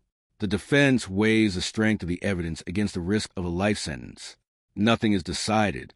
Pride, fear, and calculation intermingle in private rooms where futures are debated like chess pieces. As the trial date looms, the town braces itself. Banners are taken down. Security plans are finalized. Jury pools are summoned. The story that once lived in whispers is about to be spoken aloud, formally, under oath, in a room where every word will matter. And beneath it all, the case continues to pulse with an energy that refuses to fade, a reminder that truth does not rush, but when it finally arrives, it demands to be heard in full, no matter how long it takes, no matter how uncomfortable it becomes. Jury selection begins under a sky that looks indifferent to what's about to happen. Inside the courthouse, names are called, faces rise and fall, People stepping forward unaware that they're about to carry the weight of a story that never asked for witnesses but now demands judgment. Questions come quickly. What do you know about the case? What have you heard? Can you set aside what you think you know and listen only to what is proven? Some are dismissed without explanation. Others remain, slowly forming the human shape of accountability. By the time the final jurors are seated, the room feels sealed off from the rest of the world. Phones are surrendered. Schedules rearranged. Lives paused. 12 strangers are now bound together by a single obligation: to listen without prejudice, to decide without fear. The trial opens without spectacle. No dramatic gestures. No raised voices. Just the prosecutor standing, voice calm, eyes steady, outlining a story that has waited more than 3 decades to be told. A young woman, a small Alabama town, a night that began like any other and ended in silence. The words are chosen carefully, not to inflame, but to anchor the jurors in facts that will soon grow heavier with context. Photographs appear on screens. Grainy, dated, unforgiving. The crime scene looks frozen in time, a snapshot of chaos captured before anyone understood its meaning. The prosecutor walks the jury through it slowly, explaining what was known then, what was missed, and why. There is no attempt to hide the early failures. In fact, they are acknowledged openly, almost as an apology to the truth. The defense follows with its own opening, framing the case as a cautionary tale about hindsight and overconfidence. They speak of memory fragility, of evidence that has aged poorly, of a system eager to close a case at any cost. The suspect sits beside them, expression neutral, hands folded, a practiced stillness that suggests control but betrays tension in the jaw, and the shoulders held just a little too tight. Witnesses begin to take the stand. Law enforcement officers from 1990, now older, voices slower, recalling a time when technology was limited and pressure was immense. They describe long nights, dead ends, the frustration of chasing leads that dissolved under scrutiny. Some admit mistakes. Others defend decisions made under constraints that feel almost foreign by today's standards. The jury listens, absorbing not just what happened, but how it happened. Context matters here. The town was smaller then, resources thinner. The idea of DNA as a decisive tool still more theory than practice. The case wasn't ignored. It was overwhelmed. Then come the forensic experts. Charts replace anecdotes. Data replaces speculation. A scientist explains how preserved evidence, once considered inconclusive, was re-examined using modern techniques. The language is precise, stripped of emotion, but the implication is devastating. A genetic profile, a match, odds so small they border on impossibility. The past, once blurry, sharpens into focus. The defense challenges everything. They question contamination. They question storage. They question the reliability of conclusions drawn decades after the fact. The expert remains composed, answering each challenge with clarity, explaining not just what was done, but how safeguards were built into every step. The jury watches closely, sensing the difference between doubt manufactured and doubt earned. When the unexpected witness takes the stand, the air changes. This is not a professional, not an expert, just a person who lived near the edges of the story, who carried a memory that refused to fade. Their hands shake slightly as they swear to tell the truth. Their voice catches once, then steadies. They describe a moment that seemed insignificant at the time. A sound, a vehicle, a face glimpsed briefly under poor lighting. Details dismissed years ago as unreliable. Now, paired with evidence, those fragments gain weight. The defense presses hard, highlighting inconsistencies, the long delay in coming forward. The witness does not pretend certainty where it doesn't exist. They simply repeat what they know, what they saw, what they remember, and what they regret not saying sooner. The victim's family listens in silence, emotions carefully contained. Every word pulls them back through years they've learned to survive without understanding. This is not closure. It is confrontation. The truth does not arrive gently. It forces itself into the open, demanding space. As days pass, the trial settles into a rhythm. Testimony, cross-examination, exhibits, objections, the mechanics of justice unfold with relentless consistency. Outside, The town watches updates on the evening news, seeing familiar streets reframed as evidence, hearing names spoken with gravity that transforms memory into record. The suspect's past is introduced cautiously, not as character assassination, but as context, where he was, who he knew, what he did after crime. Patterns emerge, subtle but undeniable, movements that align too neatly with opportunity, statements that shift over time, a life built on avoiding attention rather than earning trust. The defense counters with alternate theories, suggesting other suspects, other possibilities. They plant seeds of doubt wherever they can, hoping something will take root. But the prosecution does not chase every distraction. They stay focused, returning again and again to the same core facts, reinforcing them until they feel immovable. Jurors begin to take notes more vigorously. Their expressions change, curiosity giving way to gravity. This is no longer an abstract exercise. This is a real person, a real loss, a real consequence. Late one afternoon, a piece of evidence is displayed that had never been shown publicly before. It's small, almost ordinary, something that could be overlooked if you didn't know what to look for. The prosecutor explains how it was reinterpreted, how a detail once dismissed became pivotal when viewed through a modern lens. The courtroom goes quiet. The realization spreads slowly, like coal through bone. The suspect shifts in his seat. For the first time, his composure fractures. It's subtle, almost imperceptible, but it's there. A hand clenches. A breath catches. The jury notices. By the time court adjourns that day, no one speaks as they leave. The story has grown too heavy for casual conversation. Tomorrow, more witnesses will come. More facts will surface. But something fundamental has already changed. The case no longer feels theoretical. It feels inevitable. And as night settles over the town, the weight of what is unfolding presses in from all sides, a reminder that when the past finally demands its reckoning, it does so without mercy, without shortcuts, and without regard for how long it has waited to be heard. The defense waits until the room is settled, until the jurors have adjusted in their seats and the quiet is returned, before beginning their case. It starts with restraint, with an appeal to caution rather than certainty. They remind the jury that suspicion is not proof, that time distorts memory, that even science carries margins of error. The tone is calm, deliberate, almost soothing, designed to slow the momentum that has been building piece by piece. Their first witnesses focus on the fragility of recollection. A psychologist explains how memories can change, how suggestion and repetition reshape events over years, especially when those events are revisited through news reports and conversations. Charts appear showing how confidence in a memory does not always correlate with accuracy. The implication hangs in the air. What feels true may not be true at all. Next comes an expert on forensic preservation. He speaks about storage conditions, about the risks of degradation, about the challenges of maintaining evidence across decades. He does not say the DNA results are wrong. He doesn't have to.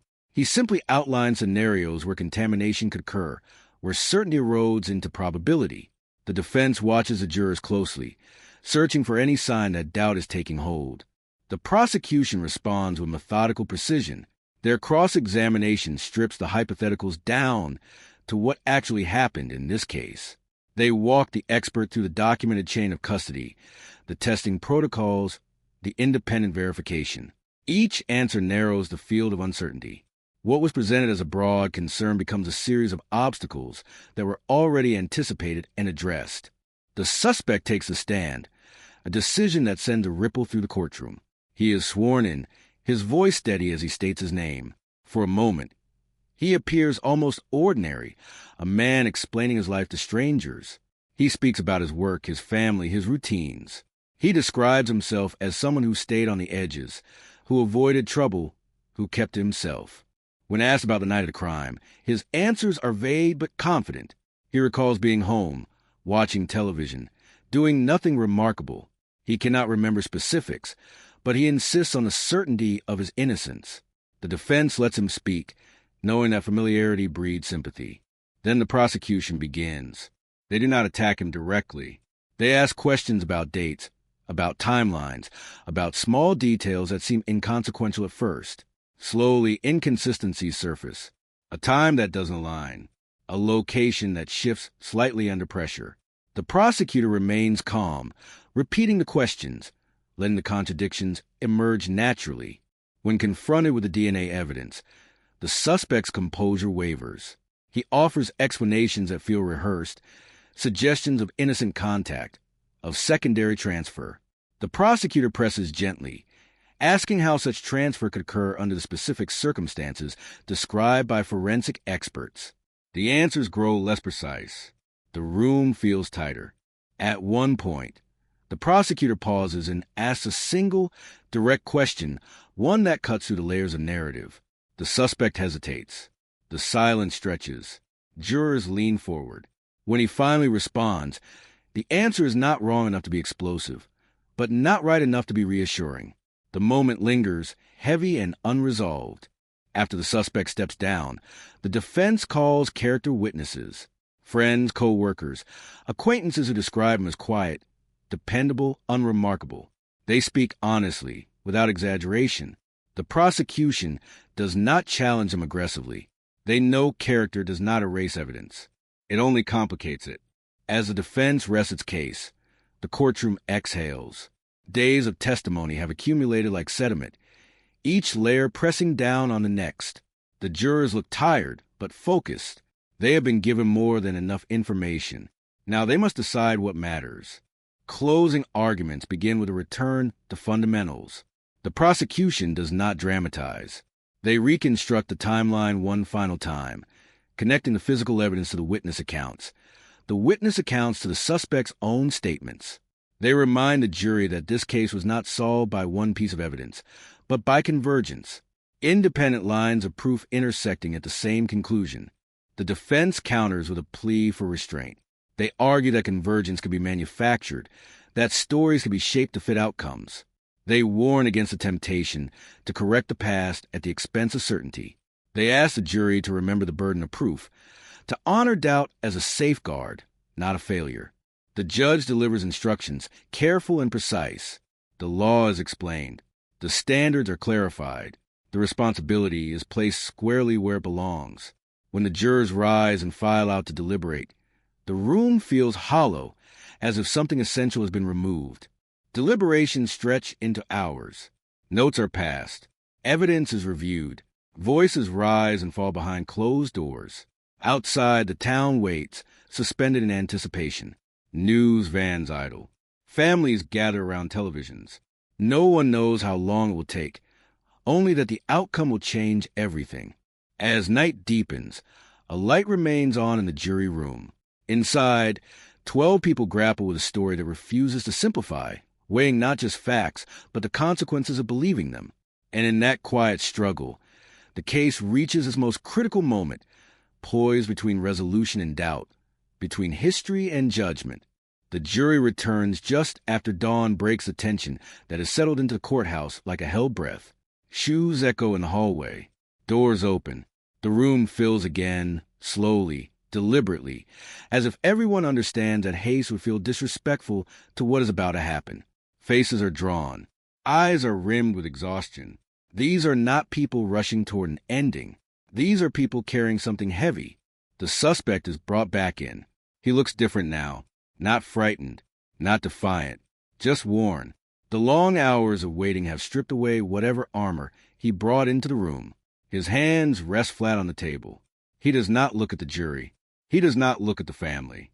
He stares straight ahead, jaw clenched, breathing shallow. The clerk asks the foreperson if a verdict has been reached. A pause, a nod, one word. Yes. The room tightens. The verdict is read aloud, each syllable precise, impossible to miss here. Guilty, on all counts. The sound does not explode. It settles. It lands. It ripples outward, touching every corner of the room in different ways. A sharp intake of breath from the gallery. A hand gripping another hand. A soft sob that breaks through years of restraint. The victim's family does not cheer. They do not collapse. They sit still, absorbing the moment with expressions that carry both relief and grief. Because justice does not rewind time. It only names what was done. The weight they have carried for decades shifts, but it does not disappear. The The suspect closes his eyes. Just for a moment. When he opens them again, something has changed. The story he told himself, the version of events he lived with, has reached its end. There is no appeal to be made here, no reinterpretation. This chapter is closed. The judge thanks the jury for their service, acknowledging the burden they carried and the care they showed. Sentencing is scheduled for a later date. Procedure resumes, steady and formal, but the emotional current beneath it all is undeniable. The truth has been spoken aloud, and it cannot be unsaid. Outside, the news breaks quickly. Headlines update in real time. Social media fills with reactions ranging from shock to vindication to quiet reflection. The town responds not with celebration, but with a kind of stunned silence, as if everyone is recalibrating their understanding of the past. Reporters gather statements. Officials reiterate their commitment to cold cases, to persistence, to the idea that time does not erase responsibility. But behind the microphones, even they seem aware that this moment is bigger than policy. It is personal. It reaches into living rooms, into memories, into conversations that were never finished. In the days that follow, details emerge about how close the case came to remaining unsolved forever. A piece of evidence nearly discarded. A witness who almost never spoke. A lab that reopened files thought too old to matter. The margin between silence and truth reveals itself to be terrifyingly thin. Sentencing arrives with less fanfare, but equal gravity. The judge speaks at length, acknowledging the severity of the crime and the years of evasion that followed. The sentence is long, decisive, final. The gavel falls, and with it, the legal process ends. The victim's family is offered the chance to speak. Their words are measured, not vengeful. They talk about loss, about absence, about the strange relief of finally knowing. They do not ask for forgiveness. They do not offer it. They simply speak the truth of what remains. The suspect is led away. No outburst. No dramatic final glance. Just the quiet removal of someone whose name will now live in records rather than rumors. The door closes behind him with a sound that feels heavier than it should. Life in the town begins to move again, but not in the same way. Some people feel safer.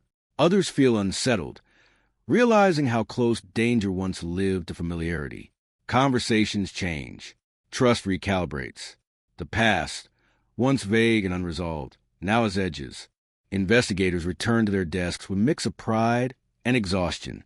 This case is closed, but it has changed how they see their work. They look at other cold files differently now, not as remnants of failure, but as unfinished conversations waiting for the right moment to resume.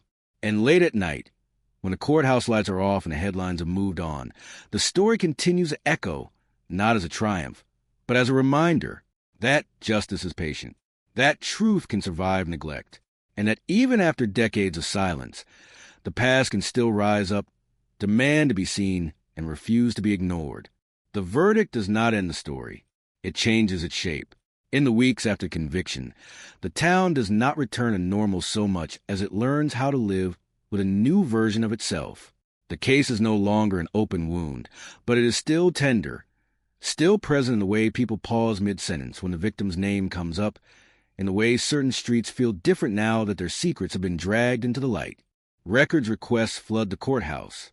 Old police reports, interview transcripts, lab notes written in handwriting that belongs to another era are suddenly in demand. Journalists comb through them line by line, looking not just for what happened, but for how close the truth came to being lost forever. Every mislead, every assumption, every moment where the investigation could have gone another way is dissected under a harsh, modern glare. Former investigators are interviewed again, this time with the benefit of hindsight. Some speak openly, admitting regrets they've carried quietly for decades. Others remain defensive, clinging to the idea that they did the best they could with what they had. Both versions can exist at the same time, and that tension becomes part of the narrative. This case was not just about one crime. It was about a system learning, slowly and painfully, how to correct itself. The victim's family withdraws from public view. They have given their statements. They have answered their questions. Now they face a different kind of reckoning, one that cannot be handled in courtrooms or interviews. Grief changes when uncertainty is removed. It doesn't vanish. It reorganizes. Memories that were once haunted by doubt are now sharpened by fact. And that clarity can be just as overwhelming. At night, the house feels quieter than it did before the trial. There is no longer the constant hum of waiting, the background noise of unfinished business. But silence brings its own weight. The absence that began decades ago remains, untouched by verdicts or sentences. Justice is spoken, but it cannot speak to everything. Meanwhile, the convicted man becomes an object of scrutiny. His past is re-examined, his relationships reinterpreted through the lens of guilt. People who once knew him replay conversations in their heads, searching for signs they missed. Some feel anger, others feel betrayal. A few feel a disturbing sense of recognition, realizing how easily familiarity can mask danger. Psychologists weigh in, explaining how individuals can compartmentalize, how normalcy can coexist with violence. Their analyses are clinical, but the implications are unsettling. The idea that someone capable of such harm could blend so seamlessly into daily life forces a community to confront uncomfortable truths about trust and perception. Cold case units across the state take notice. This conviction becomes a reference point, a proof of concept. Meetings are held. Budgets are reconsidered. Old evidence lockers are reopened. Investigators talk about persistence, about the importance of not letting time dictate value. Families of other victims watch closely, hope flickering where resignation once lived. Technology continues to advance, and with it, the possibility that more forgotten truths may surface. But this case also raises questions about limits. How many answers are still buried because evidence was lost, because witnesses died, because systems failed? Progress brings hope, but it also highlights what can never be recovered. Public opinion fractures along subtle lines. Some see the outcome as a triumph of justice delayed but not denied. Others worry about precedent, about convictions built on evidence resurrected after decades. The debate is quiet but persistent, unfolding in editorials, in late-night conversations, in the unspoken thoughts of jurors who still feel the weight of their decision. One juror speaks anonymously, describing the deliberations not as a search for certainty, but as a struggle to accept responsibility. They talk about the moment they realized doubt had shifted, that what remained was not enough to stop a verdict. They don't describe relief. They describe gravity. The courthouse itself seems unchanged, but those who work there feel the difference. Every cold file that passes through their hands now carries an added layer of possibility. The past is no longer fixed. It is provisional, waiting for the right combination of attention and technology to reveal what has been hiding. And beneath all of it, the story continues to resonate, not because it ended, but because it reminds everyone listening that time does not erase truth. It only tests how long it can survive without being acknowledged. As months pass, the case settles into the long afterlife that follows every verdict of consequence, where the headlines fade but the implications deepen. Court documents become archive files, yet their contents continue to ripple outward, shaping decisions in rooms far removed from where the crime began. Training seminars reference the investigation. Legal journals analyze the strategy. What once felt singular now becomes instructional, almost abstract, even as its origins remain brutally personal. The evidence itself, now cataloged and sealed, is no longer just proof of guilt. It is a testament to endurance. Fibers that waited decades to be understood. Biological traces preserved through sheer procedural stubbornness. Paper notes written by hands that have since retired or passed on. Each item tells a parallel story, not just of crime, but of patience, of the quiet refusal to let uncertainty be the final word. The lead investigator, long removed from the spotlight, gives one final interview. His voice carries fatigue, but also something close to awe. He speaks about the moment the hidden connection surfaced, about the slow realization that the answer had been present all along, buried beneath assumptions and limitations. He does not frame it as victory. He frames it as obligation fulfilled, however late. In the community, routines have resumed, but conversations still circle back to the same question: how did this go unnoticed for so long? People walk familiar routes with altered awareness, noticing details that once blended into the background. A parked car, a darkened porch. Ordinary things now carry a residue of significance. A reminder that history can be written in places that look harmless. Schools invite counselors. Churches hold quiet gatherings, not to discuss the specifics of the crime, but to acknowledge the unease it stirred. The realization that safety is not guaranteed by familiarity settles in slowly, reshaping how people talk to their children, how they watch over one another. Fear is not loud. It is careful. The victim's name appears on a small memorial, unveiled without ceremony. There are no speeches, no cameras, just a handful of people standing together, acknowledging a life interrupted and a truth restored too late to matter to the one who needed it most. Flowers are placed. Silence does the rest. In prison, the convicted man begins another kind of waiting. Appeals are discussed, motions prepared, but the certainty of confinement has already taken root. Time stretches differently here, stripped of ambiguity. The walls do not argue. They only measure. Experts continue to debate the broader meaning of the case. Some call it a warning about complacency. Others call it a triumph of modern forensics. Both interpretations coexist, layered over one another like the evidence itself. Progress is never clean. It arrives carrying reminders of what it took so long to achieve. And somewhere, in evidence rooms and filing cabinets across the state, other cases sit quietly, untouched for years, perhaps decades. They do not announce themselves. They wait for technology, for attention, for someone willing to look again and ask the questions that were once impossible to answer. The story does not close. It recedes, folding itself into the larger narrative of how truth survives neglect. And in that retreat, it leaves behind a challenge that cannot be ignored. How many other truths are still waiting, patient and unseen, for the moment when the past finally finds a voice strong enough to speak? Years do not stop moving just because a case has been solved. They keep advancing, indifferent, carrying the story further away from the moment when truth finally surfaced. And yet, the case refuses to disappear.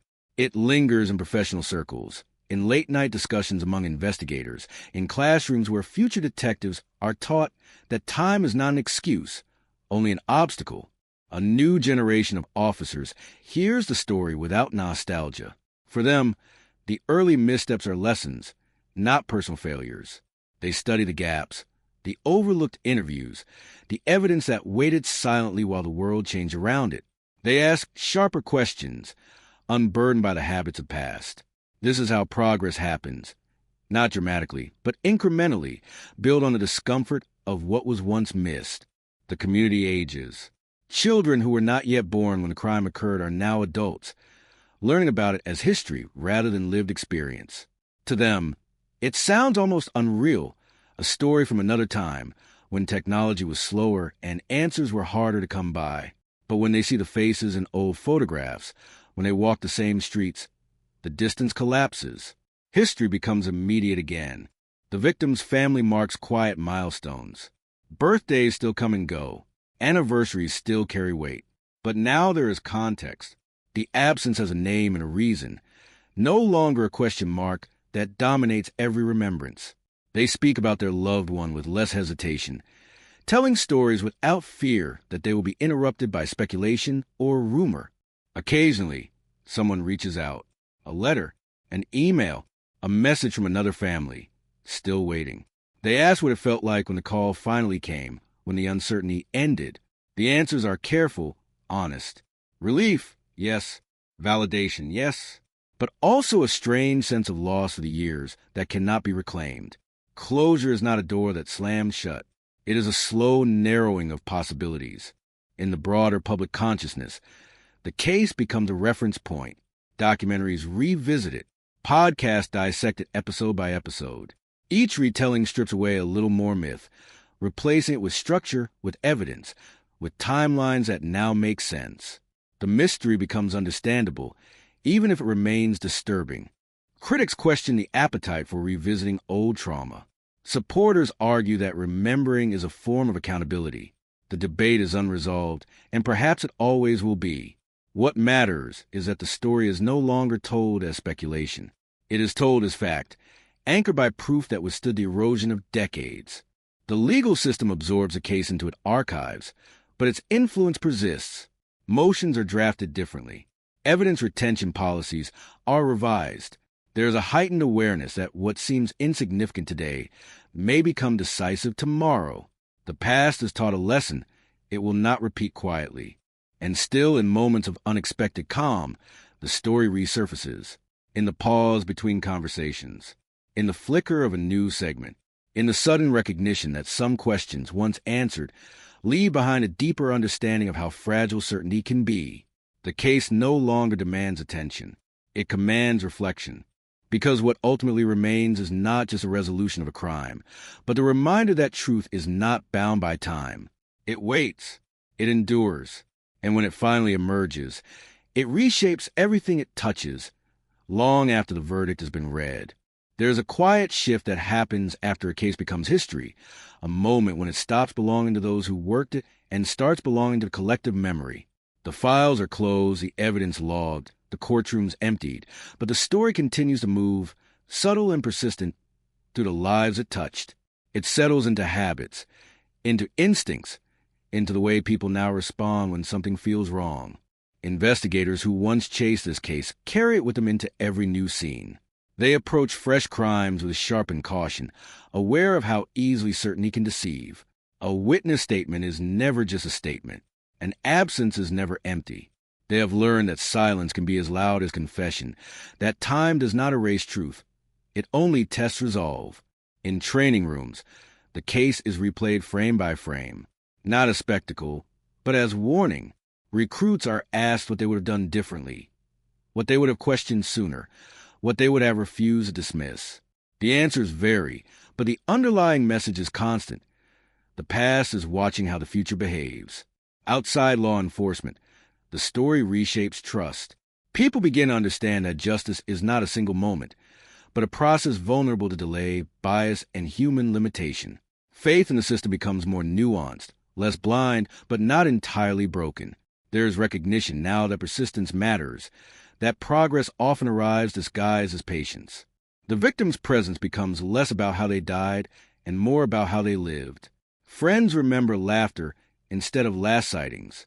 Family photographs circulate again, no longer accompanied by whispered theories. Grief remains, but it is no longer suspended in uncertainty. It has edges now, defined by truth rather than speculation. Even the location of the crime changes character. What was once a symbol of fear becomes simply a place again.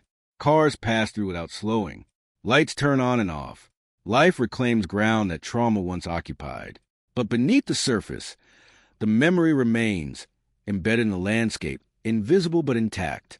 The convicted man fades from public discussion.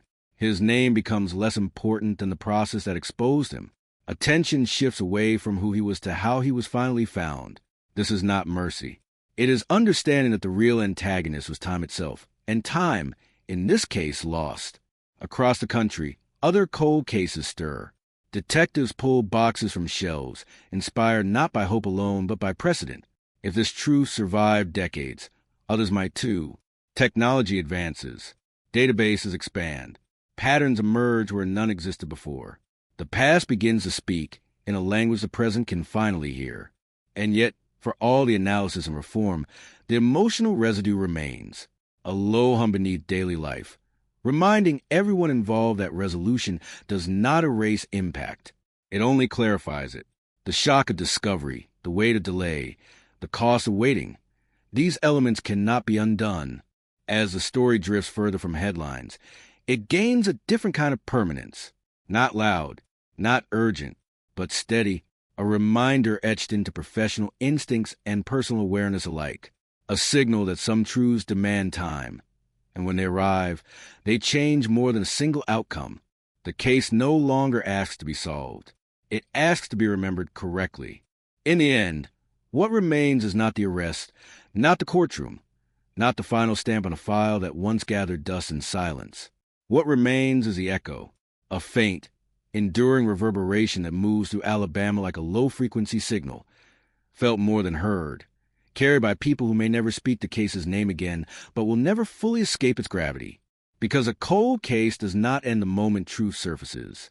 It lingers in the pause before a knock at the door, in the way a phone rings late at night, in the instinctive glance over a shoulder when memory stirs. It lives in the collective awareness that evil does not always announce itself loudly, that it can hide in routine, in familiarity, in the spaces everyone stops examining. For the family, justice arrives without celebration. There are no cheers, no sense of victory, only a long exhale, the kind that empties a chest but does not fill again. Answers bring clarity, not comfort. They replace one kind of pain with another, sharper but more honest. The questions stop screaming, but the loss still whispers. They revisit moments they once doubted. Conversations replayed endlessly over the years now carry different weight. Details once dismissed suddenly glow with meaning. The mind rearranges its own history, trying to understand how the truth stood nearby for so long without being seen. Closure, they learn, is not a door that closes. It is a room you finally understand how to stand in. Investigators walk away changed, not haunted, but marked. They carry the case like a scar beneath the uniform, invisible yet permanent. It informs how they listen, how they wait, how they resist the pressure to declare certainty too soon. They have seen how time can betray justice, but also how patience can resurrect it. Some nights, they still think about the years that slipped by, about what could have been different, about how many choices were shaped by incomplete information. These thoughts do not weaken them. They sharpen them. They become the quiet fuel behind the next long night, the next unanswered question. The community absorbs the truth slowly, at first with disbelief, then with uneasy acceptance. Conversations soften. Accusations fade. Old rumors dissolve under the weight of facts. People begin to understand how easily fear can mislead, how quickly suspicion can settle on the wrong shoulders, how dangerous certainty can be when it outruns evidence. There is a subtle reckoning, not just with what happened, but with how people reacted when it happened, who was trusted, who was ignored, who was too quickly blamed. The case becomes a mirror, reflecting not just a crime, but a culture, a moment in time when assumptions fill the gaps left by missing answers. Years from now, someone will mention the case casually, maybe during a conversation about forensic breakthroughs, maybe during a late-night discussion about unsolved mysteries. The details will be thinner by then, dates blurred, names forgotten, but the lesson will remain intact. That truth is patient, that lies grow tired, that evidence does not age the way memory does, that silence is not emptiness, it is storage. The road where it happened will look ordinary. Trees will grow taller. Buildings will change hands. Children will pass through unaware of what once unfolded there. And that is not failure. That is life continuing carefully, cautiously forward. But beneath the ordinary, the story endures, not as entertainment, not as rumor, as a warning, as proof, as a reminder that justice can arrive late. But when it does, it arrives heavy, undeniable, and irreversible. This case no longer belongs to the past. It belongs to the present that learned from it, and the future that will be shaped by that knowledge. And somewhere between memory and consequence, between loss and truth, it stands quietly, resolved but never erased, a cold case no longer frozen, but still cold enough to remind us what happens when we stop looking, and what becomes possible when we never do.